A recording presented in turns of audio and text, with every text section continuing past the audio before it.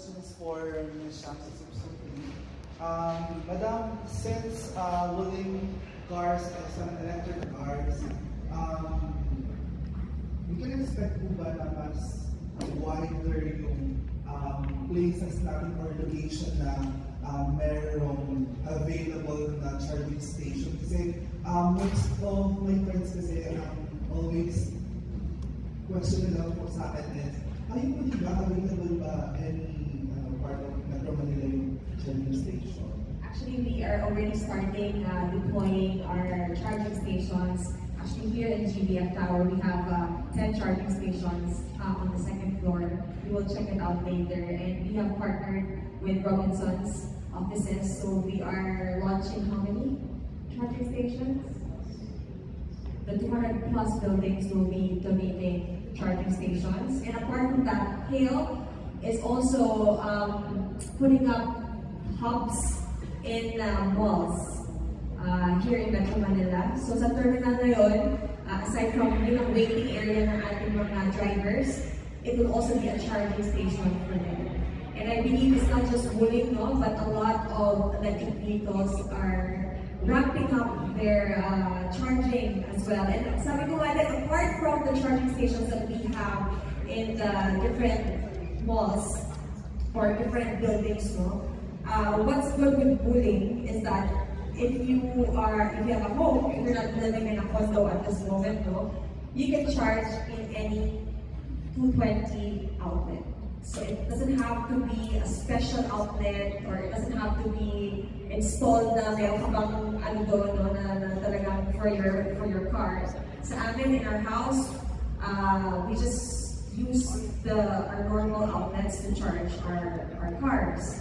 Pero syempre, slow charging yun. So when we talk about fast charging, DC charging, yung ibang ano yun, talagang it's a separate line because it has a huge voltage. But if you are okay with slow charging, which we have done, we've been using our EV so for already 2 years, and we would charge at home overnight, and siguro 10%, 1 hour 10%. So if you want 8 hours to have 100% of your car. But if every day naman umuwi ka, and if you're just traveling within Metro Manila, like for us, we only have to charge maybe twice a week.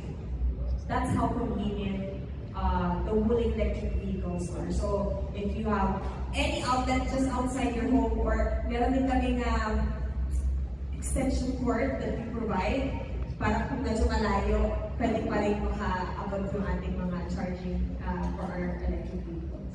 Another question po. Sorry. So, dun po sa nasa target na 200 plus na charging station, is that for free po ba every charge ng mga drivers, or may specific amount po or fee? Yes, for the 200 buildings that we're donating the charging stations, for Wuling car owners, we will give them a card na may load. So, we're gonna pinpoint how much it would be, but it will give you a free charging for, like, parang ganito, ayan, Wuling EV Charge Pass.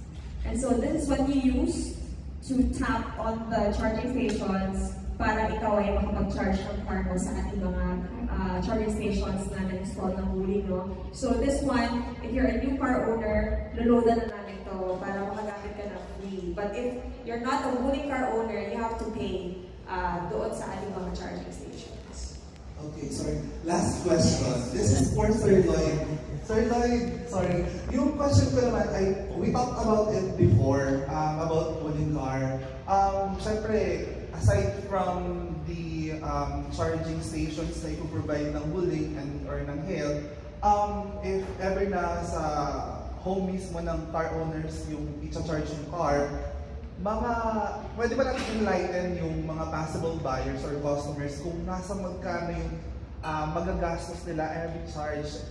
Halimbawa, per month, yung magagastos for you. Actually, maliit lang. Kasi kung sa average gasoline cars, ang gastos mo ay 10 pesos per kilometer. Pagka sa EV kasi, parang 10 or 20% lang eh. So, 1 to 2 peso. Depende sila sa gamit. Siyempre, nakabukas yung aircon, may konting consumption, yung mga 15 to 20%.